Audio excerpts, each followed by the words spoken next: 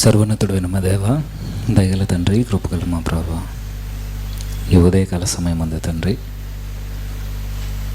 మీ సన్నిధిలో మేము కూడుకుని ప్రభా మిమ్మల్ని స్తుతించుటకును ఆరాధించుటకును మిమ్మల్ని సేవించే తండ్రి మిమ్మల్ని ఘనపరచడానికి చక్కటి అవకాశాన్ని మీరు మాకు అనుగ్రహించినందుకే తండ్రి మీకే కృతజ్ఞతాస్తుతులు తెలియజేసుకుంటున్నాము తండ్రి.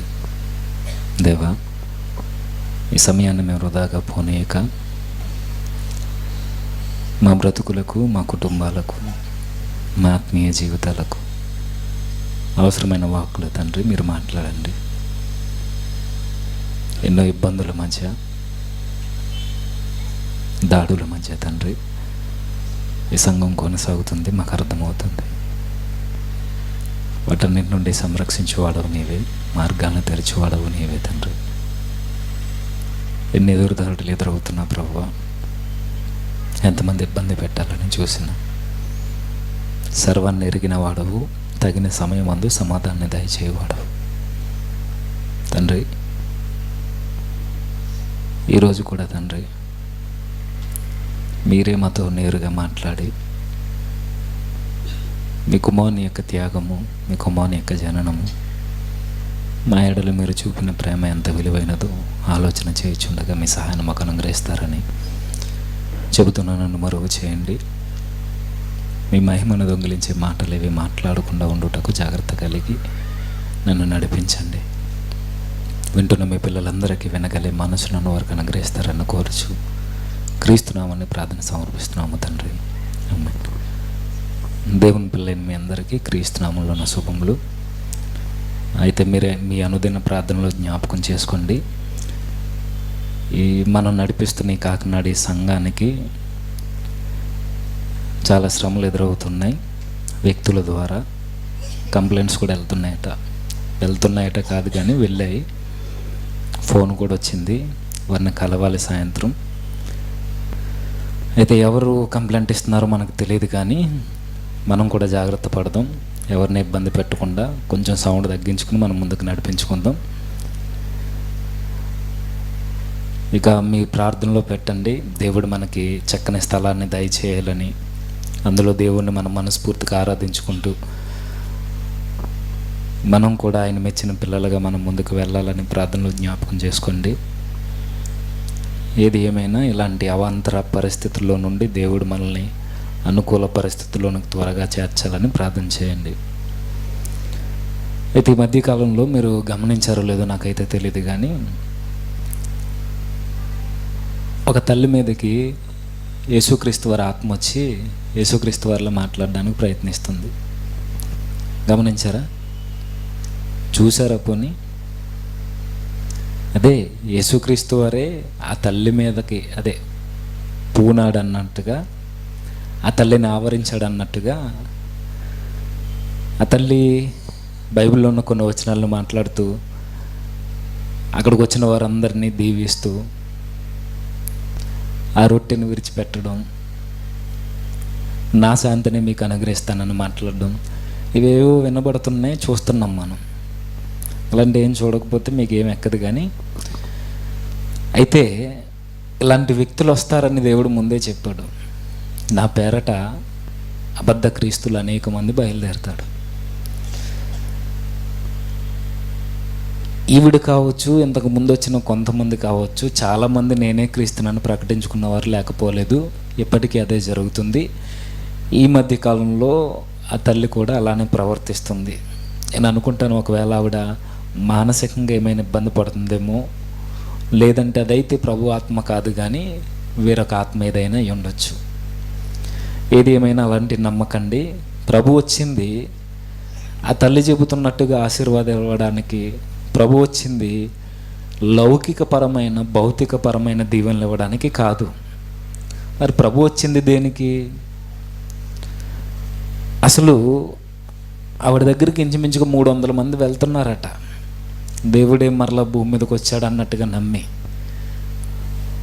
మీకు నవ్వులాటగా ఉంది, కానీ వెళ్ళిన వారు మాత్రం చిన్నోళ్ళు కాదు.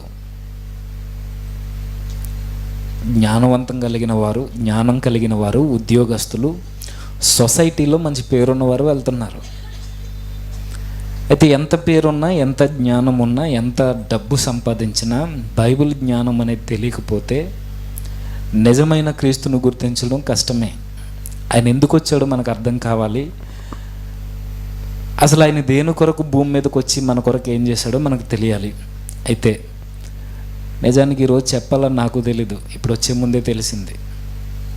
మన అధ్యక్షులు ఎవరికి ఏ ఇంటిమేషన్ ఇవ్వట్లేదు కదా. సరే చూద్దాం, ఇక ఆలస్యం చేయకుండా. లూకా సువార్త 2వ అధ్యాయం. లూకా సువార్త 2వ అధ్యాయం. అధ్యక్షులు అంటే ఈయన కాదు, మన అధ్యక్షులు ఎవరు? లూకా సువార్త 2వ అధ్యాయం. లూకా సువార్త 2వ అధ్యాయం 8వ వచనం. ఆ దేశంలో కొందరు గొర్రెల కాపర్లు పొలములో ఉండి రాత్రివేళ తమ మందను కాచుకొనుచుండగా ప్రభువు దూత వారి యొద్దకు వచ్చి నిలిచెను. ప్రభు మహిమ వారి చుట్టూ ప్రకాశించినందున వారు మిక్కిలి భయపడి, అయితే ఆ దూత, భయపడకుడి, ఇదిగో ప్రజలందరికీ కలుగుబోవు మహా సంతోషకరమైన సువార్తమానము నేను మీకు తెలియజేయుచున్నాను. ఆగుదాం. ఇవన్నీ మనకు తెలిసిన మాటలే, కానీ మరలా ఒకసారి ఆలోచన చేద్దాం. మీరు అబ్జర్వ్ చేయండి, సామాన్యులైన గొర్రెల కాపర్ల యొద్దకి పరలోకం నుండి బలాఢ్యుడైన దేవదూత దిగొచ్చిన సందర్భం అది. విషయం ఏంటంటే, ఈరోజు ఈ మాటలు ఎందుకంటే స్టార్ట్ అయిపోయింది ఆల్రెడీ. ఏంటది? కాదు, చెప్పండి. సీజన్ మరలా క్రిస్మస్ హడావుడి స్టార్ట్ అయిపోయింది. కాబట్టి ఈ మాటలు మనకు ఎంతైనా అవసరం. ఎందుకంటే ఈ అబద్ధ క్రీస్తులుగా బయలుదేరిన వారి మధ్య నిజమైన క్రీస్తు యొక్క త్యాగం ఏంటో మనకు అర్థం కావాలి. చూద్దాం. ఇక పరలోకం నుండి ఒక బలాఢ్యుడైన దేవదూత, ఇక్కడ దిగిన దేవదూత ఎవరు? ఎవరు చెప్పండి? గొర్రెల కాపరులతో మాట్లాడుతున్న దేవదూత చెప్పండారా? వినబడట్లా? గట్టిగా చెబితేనే. ఎక్కడ ఉన్నాడని అన్నయ్య? ఎక్కడున్నారు? దగ్గరలోనే. త్వరగా చెప్పండి. అయితే గాబ్రియేల్. గాబ్రియేల్ అన్న ఆ దేవదూత సామాన్యమైనది కాదు, ముఖ్యులలో ప్రధానుడు. ఈ ప్రధానమైన దేవదూత పరలోకం నుండి నేరుగా భూమి మీదకి వచ్చి సామాన్యులైన లేదా దిగువ తరగతికి సంబంధించిన మనలాంటి బ్రతుకుల దగ్గరకు వచ్చి ఒక గంభీరమైన విషయాన్ని చెబుతుంది. మీరు అబ్జర్వ్ చేయండి, పరలోకం నుండి దేవుడు రాబోతున్నాడు అనే విషయాన్ని చెప్పడానికి మనుషుల్ని పంపలా. పరలోకం నుండి దేవుడు భూమి మీదకి దిగి రాబోతున్నాడు అని చెప్పడానికి ప్రవక్తల్ని, న్యాయాధిపతుల్ని, రాజుల నోట ఈ మాటను ప్రకటించట్లా. దేవదూత, ప్రధానమైన దేవదూతే భూమి మీదకి దిగొచ్చి ఒక వార్తను ప్రకటిస్తుందంటే అది సాదా సీదా అయిన వార్త కాదు. అర్థమవుతుంది కదా? ఒక ముఖ్యమైన వ్యక్తి, అధిపతి, బలాఢ్యుడు భూమి మీదకి దిగొచ్చి సామాన్యులతో ఒక విషయాన్ని చెబుతుంది. ఆ రాక ఎవరిది అని అంటే దేవునిది. దేవుడు భూమి మీదకి వస్తున్నాడు, దేవుడు భూమి మీదకి వస్తున్నాడని ప్రధాన దేవదూత చెబుతుంది. ఇంతకీ ఈ సందర్భం అంతా ఎలాంటి సిచ్యువేషన్ మధ్య జరుగుతుంది? ఎలాంటి పరిస్థితుల మధ్య దేవదూతే భూమి మీదకి దిగొచ్చి చెబుతుంది అని అంటే అసలు పరిస్థితులు ఎలా ఉండుంటాయి? అర్థమవుతుందా? ప్రధానుడు, బలాఢ్యుడు. మీరు అబ్జర్వ్ చేయండి, దేవదూత ఒక్కసారి భూమి మీదకి దిగొచ్చిందంటే సాదాసీదా విషయం కాదది. ఆ రోజు అశ్షూరు దండిపాలెంలో ఒకే ఒక్క దేవదూత దిగితే ఎంతమందిని చంపేసింది? ఒక్క రాత్రి 185,000 మందిని ఒకే రాత్రి చంపేసింది. సామాన్యమైన దేవదూత. ఇప్పుడు ఇక్కడికి వచ్చింది సామాన్యుడు కాదు, అధిపతి. దేవదూతల మీద అధిపతి, ముఖ్యుడు, గనుడు, బలాఢ్యుడు. గాబ్రియేల్ అంటేనే బలాఢ్యుడు. ఇప్పుడు ఈ దేవదూత ఒక బలమైన వార్తను చేత పట్టుకుని భూమి మీదకి వచ్చింది సామాన్యుల యొద్దకి. ఇప్పుడు దేవదూతే వచ్చింది, ఇదిగో రక్షకుడు పుట్టబోతున్నాడనే వార్తను తెలియజేయడానికని. వచ్చింది, చెప్పింది. దేవదూతే ఇంత గొప్పవాడైతే వచ్చేవాడు ఇంకా గొప్పవాడు. అసలు దేవదూతలకి ఆయనకి పోలికే లేదు. మనుషులలో ప్రధానులకి ఆయనకి అసలు పోలికే పోల్చడానికి సరిపోదు. అయితే మీరు అబ్జర్వ్ చేయండి, జాగ్రత్తగా వినాలి, త్వరగానే ముగిస్తాను. దేవదూత సామాన్యుల దగ్గరకు వచ్చింది, ధనవంతుల దగ్గరికి, జ్ఞానుల దగ్గరికి, అధికారుల దగ్గరికి, వీరెవ్వరి దగ్గరికి రాకుండా సామాన్యుల యొద్దకు వచ్చింది. అసలు ఈ సిచ్యువేషన్లో నాకు అనిపిస్తుంటుంది, దేవుడు దిగొస్తున్నాడని దేవదూత చెబుతుంది కదా, దేవుడే ఎందుకు దిగి రావాలి? పైగా అంత అత్యవసరంగా ఆయన ఎందుకు రావాలి? అంటే భూమి మీద పరిస్థితులు ఎలా ఉన్నాయో మనకు అర్థం కావాలి. భూమి మీద నివసిస్తున్న మనుషుల యొక్క ఆత్మీయ చింత ఎలా ఉందో మనకు అర్థం కావాలి. ఇది అర్థం కావాలనంటే ఒకసారి పాత నిబంధనకి వెళ్దాం. యెషయా గ్రంథం 53వ అధ్యాయం. యెషయా గ్రంథం 53వ అధ్యాయం మొదటి వచనం. యెషయా గ్రంథం 53వ అధ్యాయం. అందరూ బైబిల్ తెరచుద్దాం. యెషయా గ్రంథం 53వ అధ్యాయం మొదటి వచనం. మేము తెలియజేసిన సమాచారము ఎవడు నమ్మెను? యెహోవా బాహువు ఎవనికి బయలుపరచబడును? లేత మొక్కవలెను, ఎండిన భూమిలో మొలిచిన మొక్కవలెను అతడు ఆయన ఎదుట పెరిగెను. ఈ అధ్యాయం, ఈ యెషయా గ్రంథంలోని 53వ అధ్యాయం ఎవరి కొరకు రాయబడుతున్నది? రాబోతున్న మెస్సియా కొరకు. మనకు తెలిసిన విషయాలే. రాబోతున్న మెస్సియా యొక్క జననం ఎలా ఉంటుందో, ఆయన జీవిత వృత్తాంతం ఎలా కొనసాగుతుందో, ఆయన మరణం ఎలా ఉంటుందో, ఆయన పునరుద్ధానం ఎలా ఉంటుందో ఒకే ఒక అధ్యాయంలో మనకి స్పష్టంగా కనబడేది 53వ అధ్యాయం.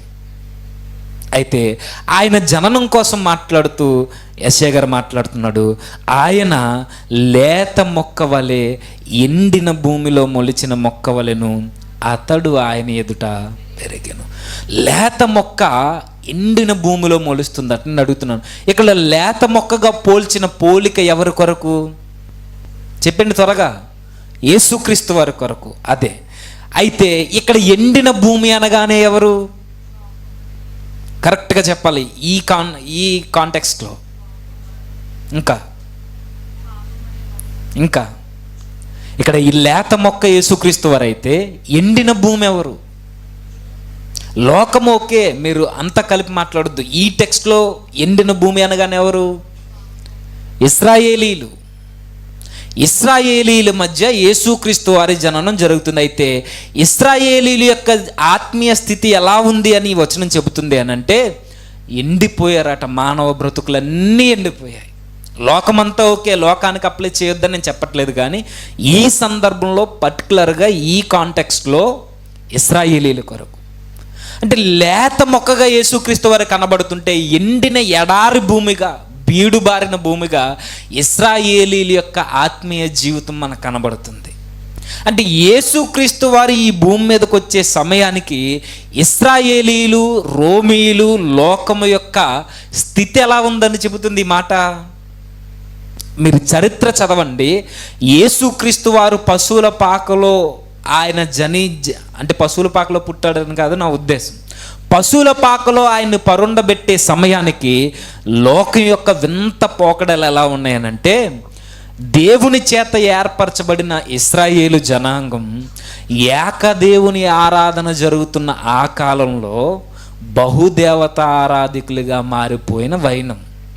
ప్రతి మాట మీరు అబ్జర్వ్ చేయండి.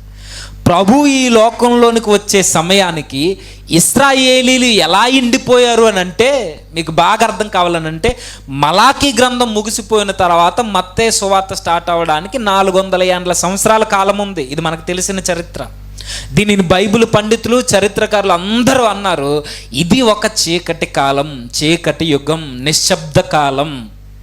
నిశ్శబ్ద కాలము, చీకటి కాలము అని ఎందుకు అన్నారంటే, దేవుడు మనుషులతో జోక్యం చేసుకోవడం మానేశాడు. దీనికన్నా బాధాకరమైనది, మనుషులు దేవునితో సహవాసం కలిగి ఉండడం మానేశారు. ఏకదేవుని ఆరాధికులైన ఇశ్రాయేలీలు బహుదేవత ఆరాధికులుగా మారిపోయారు. ప్రభు వచ్చే సమయానికి పరిస్థితులు ఎలా ఉన్నాయంటే, ప్రభుత్వం అనగా దేవుని పిల్లలైన ఇశ్రాయేలీల్ని అన్యజనులు ఏలుతున్న కాలం అది. ఎవరు అన్యజనులు? రోమీయులు. రోమీయులు నిజదేవుని ఆరాధికులైన పిల్లల్ని, ఇశ్రాయేలీల్ని అన్యులు ఏలుతున్నారు. అయితే అన్యులు ఏలుతున్న ఈ ప్రభుత్వం మీద నిజదేవుని ఆరాధికుల పిల్లలని చెప్పుకుంటున్న కొంతమంది తెగ పరిసయ్యులు ప్రభుత్వం మీద తిరుగుబాటు జరుగుతున్న కాలం అది. ఇంకా ధర్మశాస్త్ర పండితులు, ధర్మశాస్త్ర ఉపదేశకులు, పరిసయ్యులు, పెద్దలు, ప్రధాన యాజకులు వీళ్ళందరూ రాజీ పడిపోయి ప్రభుత్వానికి కొమ్ముగాసి, ప్రభుత్వానికి అంటుకుని దాని మీద ఆధారపడి ధర్మశాస్త్రాన్ని పక్కన పెట్టేసి ఎవరిష్టం వచ్చినట్టు వారు బ్రతుకుతున్న కాలం అది. ఇంకా అధికారం కొరకు రెండు వైపులా మగ్గు చూపుతున్న అధికారులు ఎవరు? ధర్మశాస్త్ర ఉపదేశకులు, ప్రధాన యాజకులు. లంచాలు ఇచ్చి పొజిషన్లు కొనుక్కుంటున్న కాలం ఇది. అధికారాన్ని ఈ కాలం కాదు, నేను ఏ కాలం కొరకు మాట్లాడుతున్నా? ప్రభు ఈ లోకంలో జన్మించే కాలం కొరకు. ఈరోజు కూడా ఉన్నాయి, తర్వాత వెళ్దాం అక్కడికి. ఇంకేం జరుగుతుంది? ధర్మశాస్త్రాన్ని బోధ మార్చిన ఒక గుంపు తయారైంది. ఏ గుంపు చెప్పండి? ధర్మశాస్త్ర సారాంశాన్ని మార్చేసి మన నిరీక్షణకే గండి కొట్టే బోధ జరుగుతుంది ఆ రోజు. సద్దూకైలు పునరుద్ధానం లేదని చెప్పుకుంటూ తిరుగుతున్నారు. ఇవన్నీ ఆ నిశ్శబ్ద కాలంలోనే పుట్టుకొచ్చాయి. ప్రభు అంత అత్యవసరంగా భూమి మీదకి రావడానికి కారణం ఇవన్నీ కారణాలు. విగ్రహారాధన దేవుని ఆలయంలో విలయతాండం చేస్తున్న రోజులవి. హేయమైన వ్యాపారాలు జరుగుతున్న రోజులవి. మీకు బైబిల్ మీద అవగాహన ఉంటే మాటలన్నీ మీకు అర్థమవుతాయి, స్ట్రైక్ అవుతాయి. ఇంకేం జరుగుతుంది? దేవుని పిల్లలను అన్యులు ఏలుతుంటే ఈ దేవుని పిల్లల్లోనే మరలా ఏలికల కొరకు ఒకరి మీద ఒకరు పెత్తనం చెలాయించే రోజులవి. ఇంకా ఆరాధనను వీడి కేవలం మత ఆచారాలకే పెద్దపీట వేసిన కాలం అది. దేవుడు నిర్దోషత్వం, నిష్కల్మషం, యథార్థత, నీతి కోరుకుంటుంటే ఈ పరిశుద్ధమైన జీవితాన్ని పక్కన పెట్టి కేవలం 10వ వంతు ఇవ్వండి, బలులు జరిగించండి, మొక్కుబళ్ళు తీర్చండి, జీలకర్రలోను సోపులోను తప్పకుండా మీరు ఈ ఆచారాలను పాటించాలి. భోజనానికి ముందు చేతులు కడుక్కోండి, స్నానాలు చేయండి, కాళ్ళు కడుక్కోండి, పాత్రలను శుభ్రపరచండి. ఇలాంటి పెద్దల పారంపర్య ఆచారాలు వెలుగులోనికి వచ్చే ధర్మశాస్త్ర సారాంశాన్ని పక్కన పెట్టేసిన రోజులవి. ఇంకా మనిషి మీద మనుషులు తిరుగుబడుతున్న కాలం, అక్రమం పెరిగిపోయిన కాలం, వ్యభిచారాలు విస్తరించిన కాలం, మద్యానికి బానిసైపోయిన కాలం, భక్తులు అన్ని విధాలా నలిగిపోతున్న కాలం, దేవుని గ్రంథానికి వ్యతిరేకంగా దేవుని ప్రేరేపితం లేని గ్రంథాలు పుట్టుకొస్తున్న కాలం అది. ఈ మాట ఎందుకంటున్నానంటే మన RCM బైబిల్లో ఎక్స్ట్రా 7 బుక్స్ ఉంటాయి కదా, ఈ 7 బుక్స్ కూడా ఈ కాలంలో పుట్టుకొచ్చినవే. అందుకే క్యానాన్ చేసేటప్పుడు దేవుని మాట్లాడని ఈ కాలంలో, దేవుని తరపున నిలబడుతున్న ప్రవక్తలు లేని ఈ కాలంలో ఈ గ్రంథాలు పుట్టుకొస్తున్నాయి అని అంటే దీని వెనకాల పరిశుద్ధాత్మ సహాయం ఎలా ఉందని మేము ఎలా నమ్మగలం? దీని మాటలు దైవ గ్రంథానికి వ్యతిరేకం ఉందని పక్కన పెట్టేశారు, అది వేరే సంగతి. మీకు సారం అర్థం కావాలి. దేవుడి లోకంతో కలుగు చేసుకుపోయేసరికి దేవునితో సహవాసం ఎతకాల్సిన ఈ మనిషి దయ్యాలతో సహవాసానికి జోడి అందాడు. ఒక్క మాటలో చెప్పాలంటే లోకమంతా దేవునికి దూరంగా జరిగి దేవుడిచ్చిన వాగ్దానాల్ని మర్చిపోయి, ప్రవచనాల్ని మర్చిపోయి, రాబోతున్న మెస్సియా కొరకు ఎదురు చూడాల్సిన ఈ ఇశ్రాయేలీలు యేసుక్రీస్తు వారు వచ్చేసినా ఈయనే మెస్సియాని గుర్తించని మనోనేత్రాలు వెలిగింపబడని కాలం అది. అర్థమవుతుందని నేను చెప్పిన ప్రతి మాట మీకు బైబిల్ రెఫరెన్స్ స్ట్రైక్ అవ్వాలి. ధర్మశాస్త్ర పండితులు ఆ రోజు యేసుక్రీస్తు వారు పుట్టి జ్ఞానులు వచ్చి రాజు దగ్గర మాట్లాడుతుంటే అప్పుడొచ్చి రాజు పిలిస్తే, ఎవరు? హేరోదు పిలిస్తే అప్పుడొచ్చి ఎదుగుతున్నారు ధర్మశాస్త్రంలో. నిజమే, మీకా గ్రంథంలో ఉన్నట్టు బెత్లెహేంలో పుడతాడని ఉంది, పుట్టేశాడని. అప్పుడు వరకు మర్చిపోయారు. ఇక ధర్మశాస్త్రం అవసరం లేదు, ప్రవచనాలు అవసరం లేదు, ఏమీ అవసరం లేదు, పదవులుంటే చాలని బ్రతుకుతున్నారు. ఈ ఇశ్రాయేలు జనాంగం ఒకవైపు ఎలా ఉంటే, ఇక అన్యులమైన మన తాతలు, మన ముత్తాతలు, మనమే, ఎవరు అనుకోకండి, మన జాతీయులే. ఈ అన్యులైన వారు ఏం చేస్తున్నారు? అప్పటికి ఏం చేస్తున్నారనంటే ఇశ్రాయేలీల మీద తిరుగుబాటు చేస్తూనే, అనగా దేవుని పిల్లలైన వారి మీద తిరుగుబాటు చేస్తూనే, దేవుని పిల్లల్ని బానిసలుగా చేసుకుని, దేవుని మందిర ఆవరణంలో కూడా దేవుని స్థానాన్ని కోరుకునే దయ్యాల్లా తయారయ్యారు. ఒక్క మాటలో చెప్పాలనంటే, వారి జీవితంలో ఏమాత్రం అణువంత కూడా వారి మనస్సాక్షిని పనిచేయనివ్వకుండా వారికి నచ్చింది చేసుకుంటూ బ్రతికిస్తున్న కాలం. ఇలాంటి టైంలో యేసుక్రీస్తు వారు భూమి మీదకి వచ్చారు. ఇప్పుడు చెప్పండి, ఇక్కడ ఎండిన భూమి అనగానే ఇశ్రాయేలీలు, ఒకవేళ ఓవరాల్గా అప్లై చేసుకోవాలనంటే లోకమంతా, వీళ్ళ జీవితాలు ఎలా ఉన్నాయి? యేసుక్రీస్తు వారు వచ్చే సమయానికి ఎలా ఉన్నాయి? ఆత్మీయంగా చచ్చిపోయిన వారుగా ఉన్నారు. ఇంకా మీకు బాగా అర్థం కావాలంటే ఎఫెసీ పత్రిక, ఎఫెసీలకు రాసిన పత్రిక 2వ అధ్యాయం, ఎఫెసీ పత్రిక 2వ అధ్యాయం, ఎఫెసీలకు రాసిన పత్రిక 2వ అధ్యాయం 1వ వచనం నుంచి, మీ అపరాధముల చేతను పాపముల చేతను చచ్చిన వారై ఉండగా ఆయన మిమ్మును క్రీస్తుతో కూడా బ్రతికించెను. ఎంత డైరెక్ట్ వర్డ్ అంటేనండి, మీ అపరాధముల చేతను, యావత్తు ఇశ్రాయేలీలు అన్య జనాంగమైన వారు అందరూ అపరాధముల చేతను పాపముల చేతను మీరు చస్తున్న వారై ఉండగా, అలా ఉంది అక్కడ. నెక్స్ట్ చదువుతున్నారు, ఏమనుంది? చచ్చిన వారై ఉండగా. చస్తున్నవారు కాదు, చచ్చారు ఆల్రెడీ. ఒక విధంగా యేసుక్రీస్తు వారు భూమి మీదకి వచ్చే సమయానికి మానవాళి ఈ పాపంతో మునిగిపోయి అపరాధాల చేత పాపముల చేత చచ్చారు. భౌతికంగా బ్రతికే ఉన్నారు, కానీ ఆత్మీయంగా చచ్చిపోయారు. ఆత్మీయంగా చావు అంటే దేవుడితో కలిగి ఉండాల్సిన ఈ సహవాసాన్ని కాదని ఎడబాటును కోరుకోవడమే ఆత్మీయ మరణం. ఈ విధంగా అందరూ చచ్చారు. ఈ చచ్చిన శవాల మధ్య, ఈ చచ్చిన అరణ్య భూమిలో, ఈ చచ్చిపోయి ఎండిపోయిన ఈ మానవ బ్రతుకుల మధ్యకి లేత మొక్కగా ప్రభు వచ్చాడట. ఇప్పుడు చదవండి 53వ అధ్యాయం 2వ వచనం, 1వ వచనం నుంచి. యెషయా గ్రంథం 53వ అధ్యాయం 1వ వచనం నుంచి, మేము తెలియజేసిన సమాచారము ఎవడు నమ్మెను? యెహోవా బాహువు ఎవనికి ప్రత్యక్షపరచబడును? లేత మొక్కవలెను, ఎండిన భూమిలో మొలిచిన మొక్కవలెను అతడు ఆయన ఎదుట పెరిగెను. అతనికి స్వరూపమైనను సొగసైనను లేదు.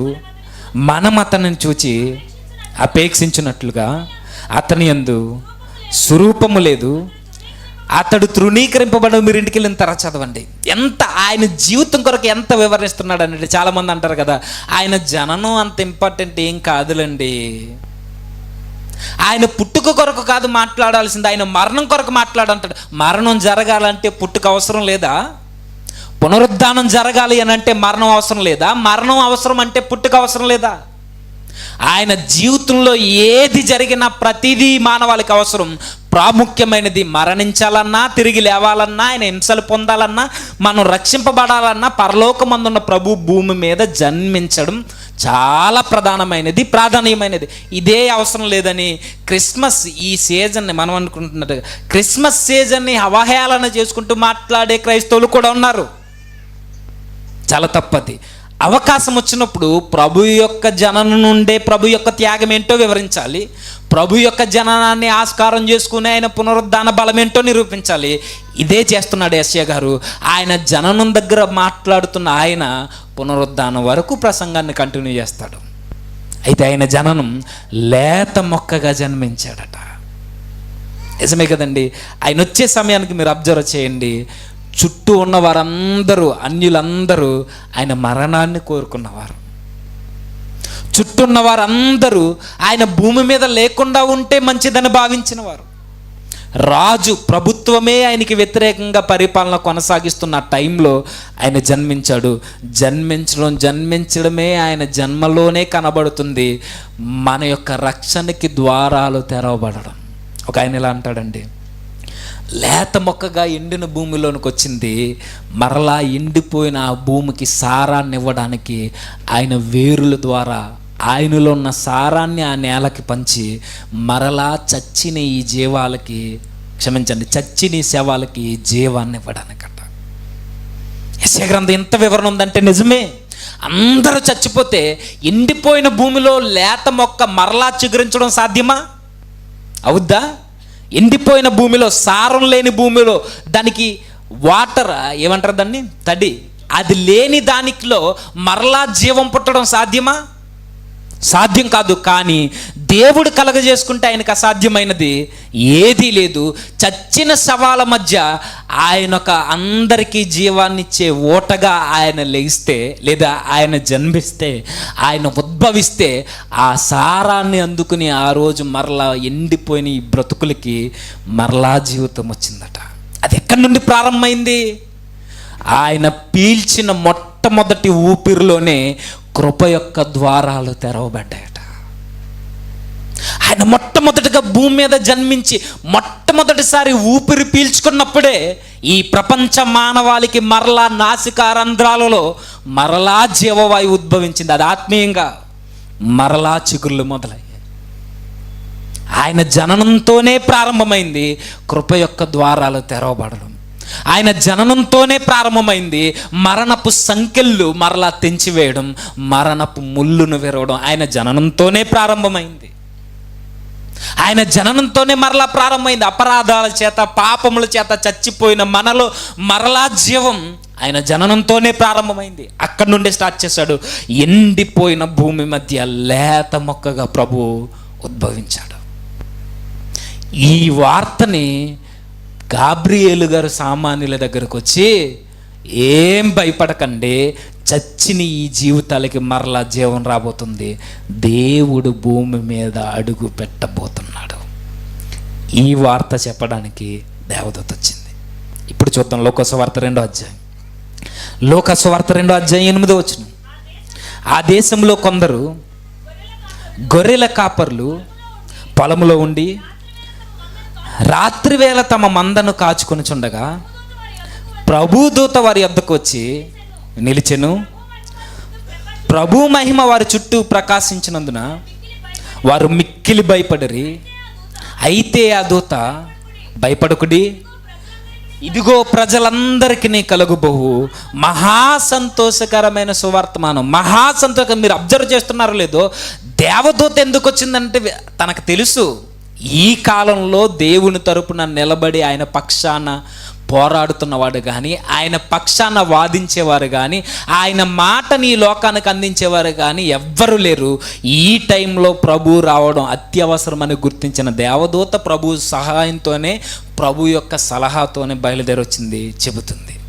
ఏం చెబుతుంది దేవదూత? ధర్మశాస్త్రం యొక్క సారాంశాన్ని చెబుతుంది. ఏం చెప్పింది దేవదూత? ప్రవక్తల ప్రవచనాల యొక్క సారాన్ని ప్రకటించింది. సమూయేలు మొదలుకొని జకర్యా వరకు ఎంతమంది అయితే ప్రవక్తలు అరిచి అరిచి చెప్పారో ఆ సారాన్ని ప్రకటించింది ఎవరు? బలాఢ్యుడైన గాబ్రియేలు, దేవదూత. ధర్మశాస్త్ర సారం, ప్రవక్తల ప్రవచనాల సారం, ప్రవక్తలు గొంతెత్తి అరిచి ఎవరి కొరకైతే ఎదురు చూశారో ఆ సారాన్ని ప్రకటించింది. ఇదిగో దేవుడు భూమి మీదకి రాబోతున్నాడు. ప్రవక్తలు ఎదురు చూశారు, పెద్దలు ఎదురు చూశారు, దీర్ఘదర్శులు ఎదురు చూశారు, రాజులు ఎదురు చూశారు, భక్తులు ఎదురు చూశారు. ఎవరి కాలంలోనూ ఎవరి దగ్గరికి రాలేదు. ఈ కాలంలో సరాసరి సామాన్యులైన, తృణీకరింపబడుతున్న, ఊరికి ఆవల బ్రతుకుతున్న, జీవనోపాధి కొరకు చీకటిలోనే గొర్రెల్ని కాస్తున్న మీ దగ్గరికి దేవుడు వచ్చాడు. ఏం భయపడకండి, ఇది మీకు మాత్రమే శుభవార్త కాదు, చచ్చిన ఈ జీవాలు, ఈ శవాలన్నిటికీ మరలా ఊపిరింపోయడానికి దేవుడు భూమి మీదకి వస్తున్నాడు. ఇది శుభవార్త. గొర్రెల కాపరులతో మాట్లాడుతుంటుంది. ఇప్పుడు చదువుదాం.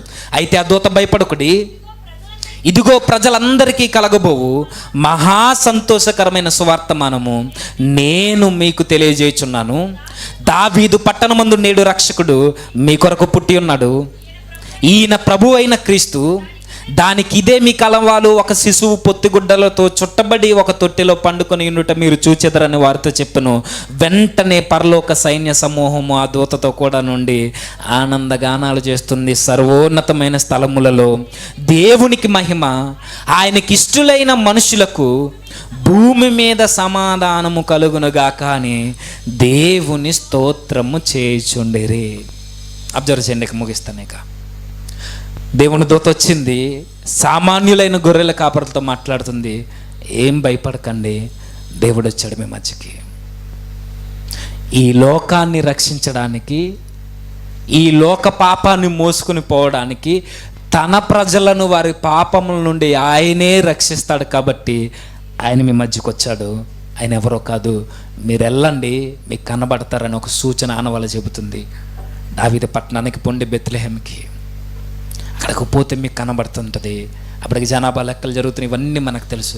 అక్కడికి వెళ్ళిన తర్వాత మీకు ఒక ఆనవాళ్ళు ఇస్తున్నాను. ఒక శిశువు పొత్తిగుడ్డలతో చుట్టబడి పరుండబెట్టబడతాడు పశువుల తొట్టెలో. మీరు చూడగానే మీకు అర్థమవుద్ది ఈయనే రక్షకుడని. నిజంగా ఆ రోజు శిష్యులందరూ ఆ వార్త వినగానే పరుగు పరుగును వెళ్ళిపోయారు. దేవుని సన్నిధికి సూచనగా ఉన్న ప్రభు దగ్గరికి వెళ్ళిపోయారు, చూశారు, ఆనందపడ్డారు. ఇక అబ్జర్వ్ చేయండి, ఎప్పుడైతే ఈ వార్త వినబడిందో శిష్యులు ఆనందపడ్డారు, పక్కన పెట్టండి. ఎప్పుడైతే దేవుడు భూమి మీదకి వచ్చాడు అని ఈ వార్త వినబడిందో పరలోక సైన్య సమూహము ఆ దూతతో కూడా ఉండి, దేవదూతలందరూ, ప్రధానులందరూ, కెరూబులందరూ కలిపి దేవునికి స్తోత్రగానం చేస్తూ పాటలు పాడుతున్నారట. సర్వోన్నతమైన స్థలములలో దేవునికి మహిమ. అంటే ఆ రోజు ఏం జరుగుంటుంది? దేవుడు భూమి మీదకి వచ్చాడన్న వార్త మనుషులకి ఆనందమో లేదో నాకు తెలియదు, కానీ ఈ మనుషులను రక్షించడానికి వస్తున్నాడన్న వార్త పరలోక సైన్య సమూహానికి చాలా ఆనందం కలిగించింది.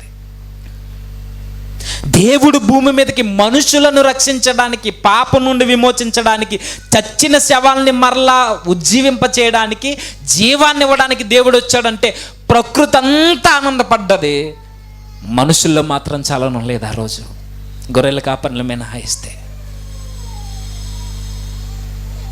ప్రకృతి అంతా ఆనందపడుతుంది.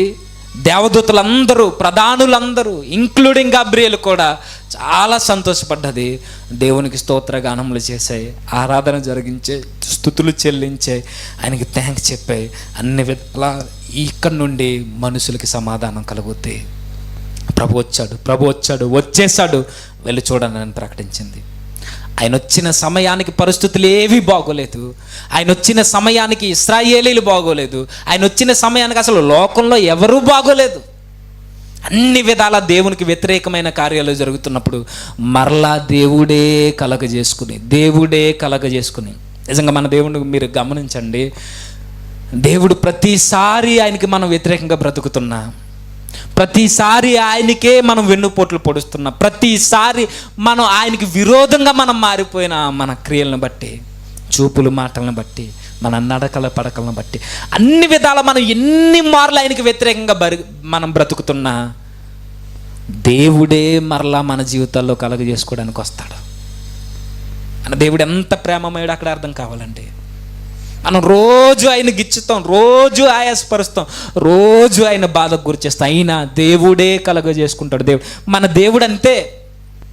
తన పిల్లలు బాధలో ఉన్నా చూడలేడు, తన పిల్లలు ఏడుస్తూ ఉన్నా చూడలేడు, తన పిల్లలు పాపంలో మగ్గిపోతున్నా చూడలేడు, తన పిల్లలు తనకే విరోధంగా బ్రతుకుతున్నా చూడలేడు. ఒక్క మాటలో తన పిల్లలు ఏ పరిస్థితుల్లో ఉన్నా తనని కాదని ఆయన ఓర్వలేడు, ఆయన కలుగజేసుకుంటాడు. బెస్ట్ ఎగ్జాంపుల్ చెప్పనా, ఒకరోజు శిష్యులందరూ భయంకరమైన తుఫానులో, ఆ తెల్లవారుజామున ఆ వర్షపు తాకిడిలో, అలల మధ్య, కేవలం సరస్సులో పుట్టిన తుఫానులో కొట్టుమిట్టాడిపోతున్నప్పుడు దేవుడు చూశాడు. ఆ రోజు కొట్టుమిట్టాడిపోతున్న ఆ అర్ధరాత్రి వేళ, ఆ భయంకరమైన వర్షం మధ్య, ఆ భీకరమైన గాలుల్లో, అలల చేత వాడలో ప్రయాణం చేస్తున్న, సాయంత్రం బయలుదేరిన వీళ్ళు తెల్లవారిన సరే ఒడ్డు చేరుకోలేకపోతే ఇబ్బంది పడుతున్నప్పుడు కొండ మీద ఉన్న ప్రభువు చూశాడు, సరాసరి తుఫాన్లో ప్రవేశించాడు. మన దేవుడు ఎలాంటోడంటే, తన పిల్లలు శ్రమల మధ్య అల్లాడిపోతుంటే, తమ పిల్లలు బాధలకు గురవుతున్నప్పుడు ఆయన చూస్తూ నిలబడలేడు. ఆయన అందుకే జకర్యా గ్రంథంలో ఉంటుంది, ఆయన దుఃఖ సముద్రమును దాటి మన యొద్దకు వస్తాడట. ఆ దుఃఖ సముద్రం ఆయనది కాదు, మనది. మనం దుఃఖంలో ఉండిపోయినప్పుడు, కన్నీటిలో మునిగిపోతున్నప్పుడు ఆయన చూస్తూ ఉండిపోడు. ఆయన ఇది ఎక్కడి నుండి కనబడుతుందంటే, ఆది కాండం నుండి ప్రకటన గ్రంథం వరకు మానవాళి యొక్క బాధల్లోనికి ఆయనే వచ్చాడని మనకు కనబడుతుంది.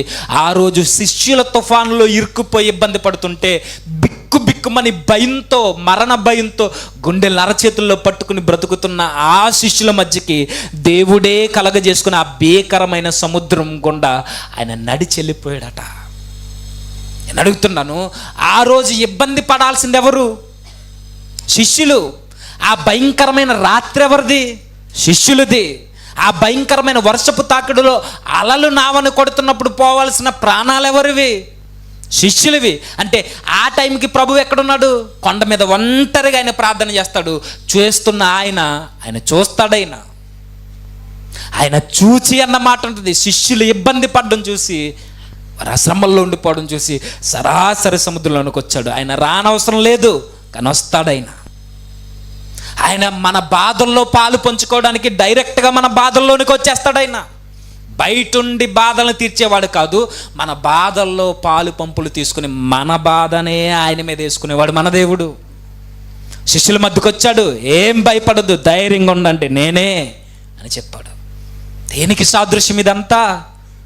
జరగబోయే రక్షణ కార్యక్రమానికి, కలువరి గిరిలో జరగబోయే రక్షణ కార్యక్రమానికి సూచనగా ముందే శిష్యుల బాధల్లోనికి ఆయన వచ్చేసాడు. అది శిష్యుల తుఫాను, అది శిష్యుల బాధ, శిష్యుల రాత్రి, శిష్యుల మరణానికి సంబంధించింది, వారి భయానికి సంబంధించింది. కానీ దేవుడే కలుగజేసుకుని ఆ సముద్రం గుండా నడిచొచ్చి వారి భయాల్ని తన మీద వేసుకుని, వారి బాధని తన మీద వేసుకుని, వారి మరణ వాంఛని లేదా ఆ మరణకరమైన పరిస్థితుల్లోనికి దేవుడే డైరెక్ట్గా వచ్చి ఆ సముద్రాన్ని నిమ్మలపరిచి, తుఫాన్ని నిమ్మలపరిచి ఆ నావలోనికి వచ్చిన ప్రభు వారికి మంచి జీవితాన్ని మరలా అనుగ్రహించాడు. అదే చెబుతుందండి, దేవుడు మన జీవితాల్లో కలుగజేసుకుంటాడు. మనం బాధపడితే ఆయన చూడలేడు, మన ఇబ్బంది పడితే చూడలేడు, చివరికి మనం పాపంలో మునిగిపోయినా చూడలేడు. అందుకే మనుషులందరూ వ్యతిరేకమైపోతే 400 ఏండ్లు దేవుని ఊసెత్తకుండా బ్రతుకుతున్న మనుషుల దగ్గరికి ఇక దేవుడే డైరెక్ట్గా కలుగజేసుకుని ఆయన వచ్చాడు. చాలామంది అంటారు, దేవుడే రావాల్సినంత అవసరమే ఉందండి. అవసరం కాదది, అత్యవసరం. అది దేవుడే మన జీవితాల్లో కలగజేసుకోకపోతే ఇక ఆ రోజు ఈ రోజు మనల్ని ఎవరు బాగు చేయలేరు. ఆ రోజు తుఫాన్లో నా శిష్యుల దగ్గరికి దేవుడే రాకపోతే శిష్యులు ఇక మరలా వారి కొరకు మనం మాట్లాడుకోము. ఆ రోజే గడిచిపోతుందేమో. సముద్రం మీద గ్రిప్ ఉన్న వాళ్ళే, సముద్రంలో గజఈతగాళ్ళే, సముద్రం మీదే సగ జీవితాన్ని గడిపే వాళ్ళే ఆ తుఫాన్ అలల్లాడించేసింది ఆ రోజు రాత్రి. అలాంటి వారి బాధల్లోనికి దేవుడు వెళ్ళిపోయినప్పుడు మన బాధల్లోనికి కూడా వస్తాడు అనడానికి ముందుగా చూపించాడు శిష్యులకి. ఇదే కాదు నేను తీసుకునే బాధ, మీ పాపాన్ని నా మీద వేసుకోవడానికే నేను ఇక్కడికి వచ్చాను. మీ రోదన, మీ పాప మీ పాప ఫలభరితమైన ఆ నిష్కలత్వాన్ని కోల్పోయి, యథార్థతను కోల్పోయి, ఆ పరిశుద్ధతను కోల్పోయి అన్ని విధాలా నాకు దూరంగా ఉన్నారే, వాటన్నిటిని నా మీద వేసుకోవడానికి నేను వచ్చానని కలువరిగిరిలో చెప్పకనే చెప్పాడు. పాత నిబంధన మీరు చదువుతున్నప్పుడు మీకు అర్థమవుద్ది. దేవుని పిల్లలందరూ దేవునికి దూరం జరుగుతున్నప్పుడు దేవుడు కొడతాడు, తిడతాడు, దూరం అయ్యేవాడు. కానీ మరలా ఆయనే కలుగజేసుకునేవాడు, మరలా న్యాయాధిపతులను పుట్టించేవాడు, మరలా రాజులను పుట్టించేవాడు, మరలా సైన్యం నుండి విడిపించేవాడు, మరలా ఆ అన్యజనుల చేతుల్లో నుండి విడిపించేవాడు. అంటే దేవుడు మనకి ఎలా అంటాడో మనకు అర్థం కావాలి. మనం బాధల్లో ఉన్నప్పుడు, మనం కష్టాల్లో ఉన్నప్పుడు, మనం పాపంలో మునిగిపోయినప్పుడు నేరుగా ఆయనే మన జీవితాల్లో కలుగజేసుకోవడానికి వచ్చేస్తాడు. ఇది మనం నమ్మిన దేవుడు. వచ్చాడా నిజంగా అంటే వచ్చాడని చెబుతుంది. పాపముల చేత, అపరాధముల చేత మనం అందరం చచ్చిన వారమై ఉంటే మన మరణాన్ని ఆయన మీద వేసుకున్నాడు కలువరిగిరిలో.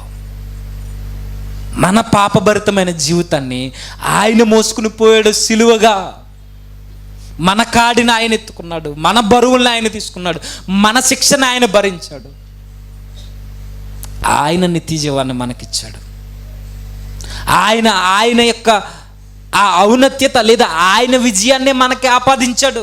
నేను జయించాను కాబట్టి మీరు కూడా జయించిన వారు అవుతారు. మన జీవితం విజయం నుండి కొనసాగుతుంది, విజయం నుండి. కానీ ఆ విజయాన్ని కాపాడుకోవాల్సింది పోయి విజయం నుండి కొనసాగిన మన జీవితాలు మరలా దేవునికి ముళ్ళుగానే మారుతున్నాయి. దేవుడు ఎన్నిసార్లు కలగజేసుకోలేదండి మన జీవితంలో, ఎన్నిసార్లు కలగజేసుకోలేదు. ఒకవేళ మన పాపాలకి ఫలితం ఈరోజే ఇవ్వాలి అని అంటే మాట్లాడుతున్నా నేను, నువ్వు వింటున్నా, మీరుండరు. కానీ దేవుడు అలాంటి వాడు కాదు.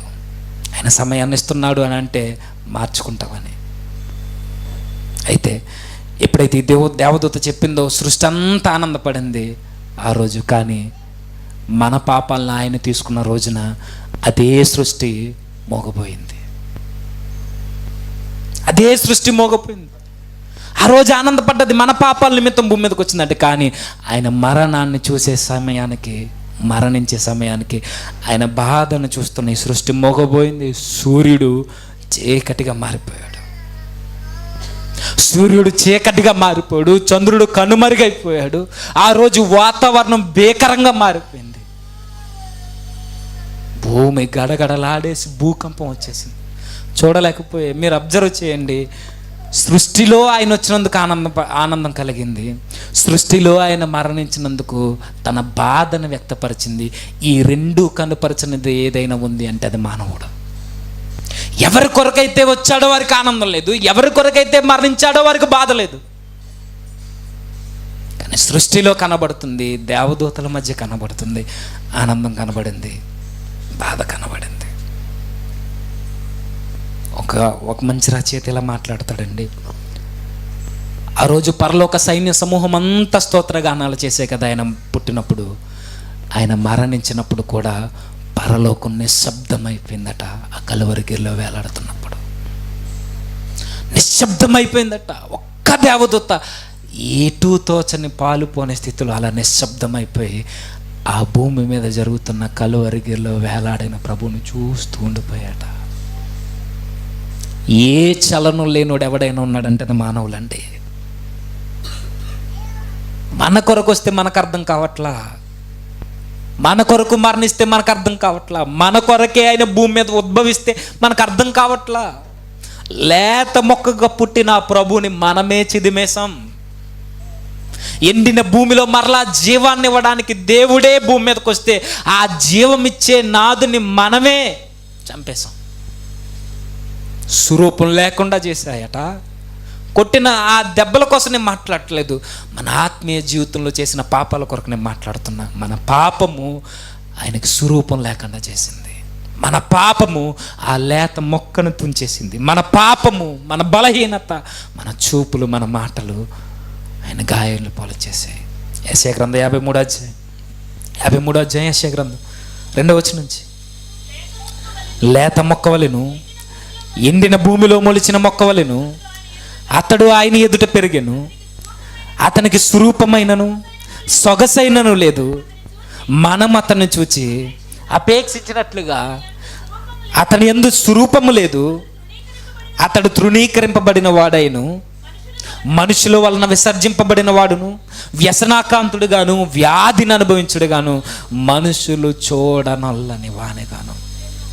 మన పాపాల యొక్క తీవ్రత, మన పాపాల యొక్క బరువు భారం ఎంత అంటే, ఇంకో వచనాలను చదవండి.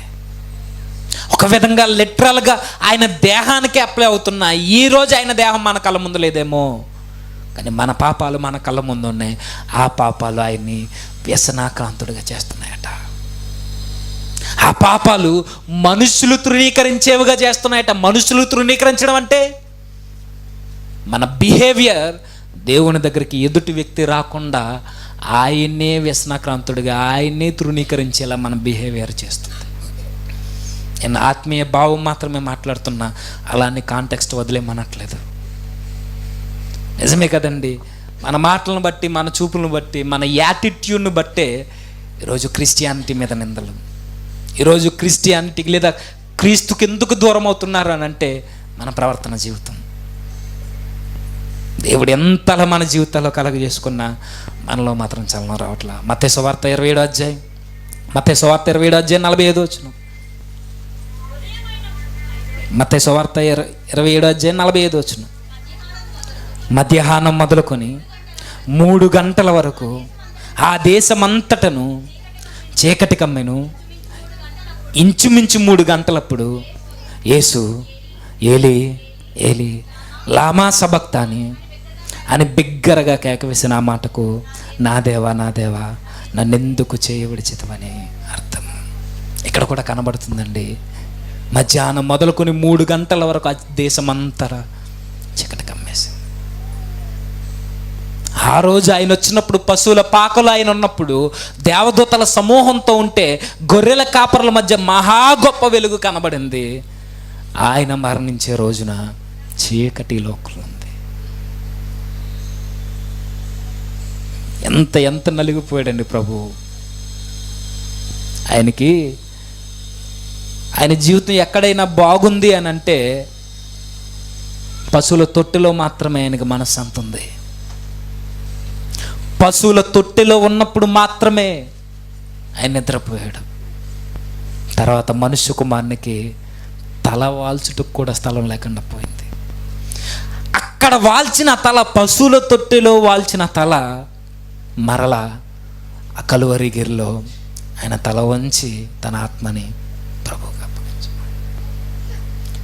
ఈ మధ్యలో ఆయన బాలుడుగా ఉన్నది మొదలుకొని ఆయన చనిపోయేంత వరకు సరి అయిన నిద్ర లేదు, సరి అయిన వస్త్రం లేదు, సరి అయిన తిండి లేదు, సరి అయిన స్నేహితులు ఆయన వెంట పట్టుకునిలేరు. ఏం అడుగుతున్నా ఇప్పుడు? ఆయనకు అవసరం అంటారా? ఇది దేవునికి అవసరం అంటారా? అసలు ఆయన ఎందుకు కలగ చేసుకోవాలి మన కొరకు, మన జీవితాల కొరకు? ఆయనకు అవసరం లేదు. ఆయనకున్నది ఒకటే, ఒకవేళ నేను ఈ లోకానికి వస్తే కనీసం ఒక్కడైనా మారి తన వైపు చూస్తాడని, ఒక్కడైనా. అదే పరలోకంలో దేవునికి ఉండే ఆనందం. ఒక్క పాపి విషయమై తన పరలోకంలో చాలా సంతోషిస్తాడు. ఆయనకి కలిగే ఆనందం ఏదైనా ఉంది అని అంటే అది ఒకే ఒకటి, మనం మారడమే. శిష్యుల మధ్యకు వచ్చింది దానికే, మన దుఃఖ సముద్రాల్ని దాటించేది దానికే, మన పాపపు బ్రతుకుల నుండి విడిపించేది దానికే, కలువరి గిరిలో ఆహుతి అయిపోయింది దానికే.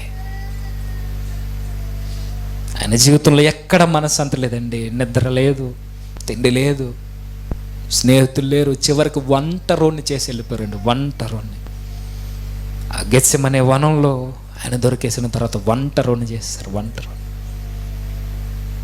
దీనికి కూడా ఒక ఆయన చెప్పాడండి, ఆయన ఒంటరోడు అయిపోయడానికి కారణం, ఆయన ఒంటరిగా వదిలి అందరూ వెళ్ళిపోయినా ఆయన ఒంటరిగా ధైర్యంగా నిలబడడానికి కారణం, గెత్సెమనే వనంలో ఏడుస్తూ ఒంటరిగా ఉండడానికి కారణం, ఎవరైతే ఒంటరి జీవితాలు ఉన్నాయో, అందరి చేత ఎవరైతే తృణీకరింపబడుతున్నారో, అందరి చేత ఎవరైతే వేలెత్తి చూపబడుతున్నారో వారందరికీ ఓదార్పునివ్వడానికి ఆయన ఒంటరిగా గెత్సెమనే వనంలో ఉండిపోయాడట. ఆయన ఒంటరిగానే కన్ను మూసాడు. మన జీవితాల కొరకేనండి. ఆయన అణువు ప్రతిదీ, ప్రతి క్షణం మన కోసం పరితపించాడు. ఆయన మన కోసమే. అది సృష్టికి అర్థమైంది, దేవదూతలకు అర్థమైంది. అర్థం కాని మనమే అమాయకులం. మన బాధల్లో కలుగజేసుకున్న వాడిని మనం మర్చిపోతున్నాం, మన ఇబ్బందుల్లో చేయి అందించిన వాడిని మనం మర్చిపోతున్నాం, పాపం అనే ఊబి నుండి లేవనెత్తిన వాడిని మర్చిపోతున్నాం, మన పాపాలని తన మీద వేసుకున్న వాడిని మర్చిపోతున్నాం. ఇవి మరిచిపోయి ఈ క్రిస్మస్లో డ్యాన్సులు వేస్తున్నాం. ఇవి మరిచిపోయి ఈ క్రిస్మస్లో ఆయన పేరట కేకులు కట్ చేస్తున్నాం. ఈ త్యాగాన్ని మరిచిపోయి ఆయన పేరట అన్ని విధాల చేయకూడని ప్రతి కార్యక్రమం క్రిస్మస్లో చేస్తాం. చెయ్యాలి, క్రిస్మస్ చేయొద్దని నేను అనట్లేదు, మనం కూడా చేస్తాం, చేయాలి.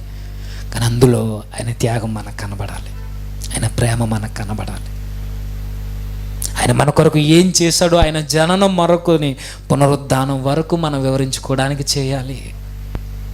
ఇక ముగించే ముందుగా ఈ వార్త మనకు అర్థం కాలేదు, కానీ ఈ వార్త ఎవరి దగ్గరకైతే వచ్చిందో ఆ సామాన్యులకు అర్థమైంది. వారే గొర్రెల కాపర్లు. మొట్టమొదటిగా దేవుడు ఈ భూమి మీదకి వచ్చాడు. మొట్టమొదటిగా ఈ లోక పాపాన్ని మోసుకుని పోవడానికి దేవుడే దీనుడిగా భూమి మీదకి వచ్చాడు. ఇది ఆనందకరమైన వార్త అని విన్న ధన్యజీవులు గొర్రెల కాపర్లు అయితే, ఆ విన్నవారు ఆ రోజే పరుగెత్తారు. వారు జీవితాంతం పరుగున ఆపలేదు ప్రభు కొరకు ప్రకటించడంలో. మొట్టమొదటిగా విన్నారు. ఆ మోగ జీవితాలతో స్నేహం చేసేవారు. ఆ భయస్థులు ధైర్యవంతులే, కానీ భయస్థులు లోకపరంగా. ఈ సామాన్యులు విన్న తర్వాత చెబుతానే ఉన్నారండి, జీవితం అంతా పరుగులు పెడుతూనే ఉన్నారు. మనకు అర్థమైన తర్వాత కూడా కనీసం మనం నోరు మెదపట్లేదంటే మనకన్నా దౌర్భాగ్యం ఇంకెవరు లేరేమో.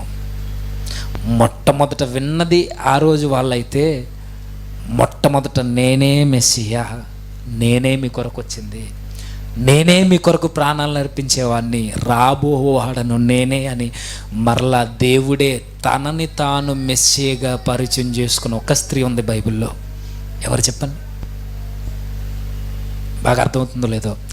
వీళ్ళకి దేవదూత చెప్పింది. ఎవరికి? శిష్యులకి, క్షమించండి, ఈ గొర్రెల కాపర్లకి. యేసుక్రీస్తు వారు మొట్టమొదటిగా నేనే మెస్సియాను, నేనే క్రీస్తుని, నేనే, ఆ ప్రవచనాలు ఎలుగెత్తి చెప్పారే ప్రవక్తలు, ఆ సారాంశాన్ని నేనే అని ఒక స్త్రీకి ఆయన పరిచయం చేసుకున్నాడు. ఆ స్త్రీ కూడా మౌనంగా ఉండలేకపోయింది. ఎవరు? వెరీ గుడ్, సమరయ స్త్రీ. మీరు చూడండి, మొట్టమొదటిగా నేనే మెస్సియానని పరిచయం చేసుకున్నాడు ఆ ప్రభు సమరయ స్త్రీకి. ఆవిడ ఉండలేకపోయిందండి. ఊరు మారిపోవడానికి తన జీవితాన్ని పణంగా పెట్టి వెళ్ళి సాక్ష్యంగా నిలబడ్డారు. ఊరు మారింది ఆ రోజు. మొట్టమొదటిగా పరిచయం అయినప్పుడు గొర్రెల కాపరులు నిలవలేకపోయారు, ప్రకటించారు. మొట్టమొదటిగా నేనే క్రీస్తునని ప్రకటించుకుంటే ఆ స్త్రీ కూడా నిలబడి చూస్తూ ఉండిపోలేదు, వెళ్ళింది, మాట్లాడింది, ఊరంతా చాటి చెప్పింది, ఊరిని ప్రభు దగ్గరికి వచ్చి మోకరిల్లేలా చేసింది. కానీ మనకి దేవుడు పరిచయం అవుతున్నా, మన బాధల్లో కలుగు చేసుకుంటున్నా, మన జీవితంలోకి వచ్చి మన భారాన్ని ఆయన మీద వేసుకుని మన కొరకు కలువరిగిరిలో వేలాడిన ఈ నోరు మెదపట్లేదని అంటే ఆ సమరయ స్త్రీ కన్నా మనమే అధ్వానమైన పరిస్థితుల్లో ఉన్నామేమో. మాట్లాడదాం ప్రభు కొరకు, మన బాధల్లో కలుగు చేసుకున్నాడని చెబుదాం. డిసెంబర్ మాసం అంతా మాట్లాడడానికి ప్రయత్నించండి. ఇప్పుడు మీ మాట వింటారు. క్రిస్మస్ ఈ సందర్భం ఖచ్చితంగా ఈ డిసెంబర్లో వస్తుంది మనకి. మాట్లాడు ప్రభు మన కొరకు ఏం చేశాడో. మన జీవితాలు ఇవి. మా దేవుడు ఎంత గొప్పోడంటే మా బాధల్లో కలుగు చేసుకుంటాడు ఆయన. మా కన్నీటిలో ఆయన పాలు పంచుకుంటాడు. పాలు పంచుకోవడం కాదు, మన బాధలను ఆయన మీద వేసేసుకుంటాడు. మన కన్నీరుని ఆయన తీసేసుకుంటాడు. మన దుఃఖ దినాలను ఆయన మీద వేసేసుకుంటాడు. మనకి ప్రశాంతమైన జీవితాన్ని ఇస్తాడు, విజయాన్ని ఇస్తాడు, నెమ్మదినిస్తాడు. ఇది చెప్పు సువార్త. ఎలా వేసుకుంటాడంటే కలువరిగిరిని చూపించు.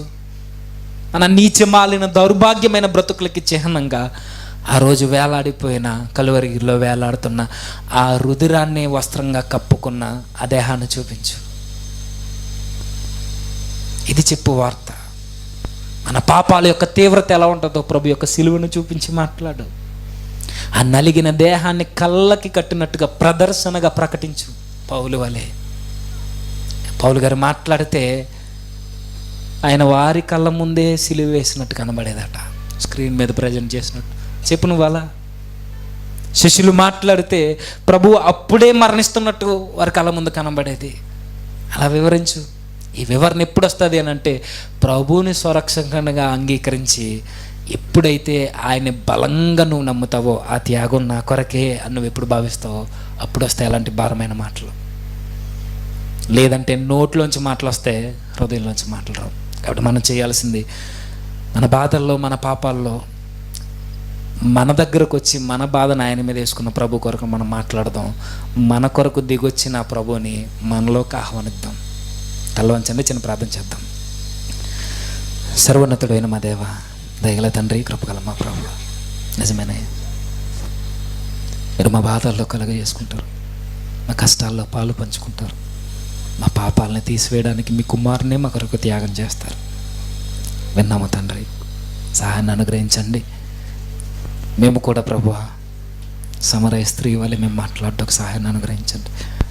మేము కూడా తండ్రి సృష్టి వలె ప్రభువా మాలో చలనాన్ని కలిగించండి. అన్ని విధాల మీ కొరకు ఒక మంచి సాక్ష్యాన్ని కలిగి బ్రతుకుటకు సహాయాన్ని అనుగ్రహించండి. మరిన్ని మాటలు ప్రతి వారం మాతో మాట్లాడుతున్నారు. మీ పరిశుద్ధాత్మను గూర్చి మరిన్ని విలువైన మాటలు మీకు మా నోటించండి. మా బ్రతుకుల్లో ఆదరణ దయచేయండి. మా బ్రతుకుల్లో శాంతి, నెమ్మది తండ్రి కలుగజేసే పరిశుద్ధాత్మ కొరకు తండ్రి మీ కుమారుని ద్వారా ధారాళంగా మాతో మాట్లాడి బలపరుస్తారని కోరుచు క్రీస్తునామని ప్రార్థన సమర్పిస్తున్నాము తండ్రి.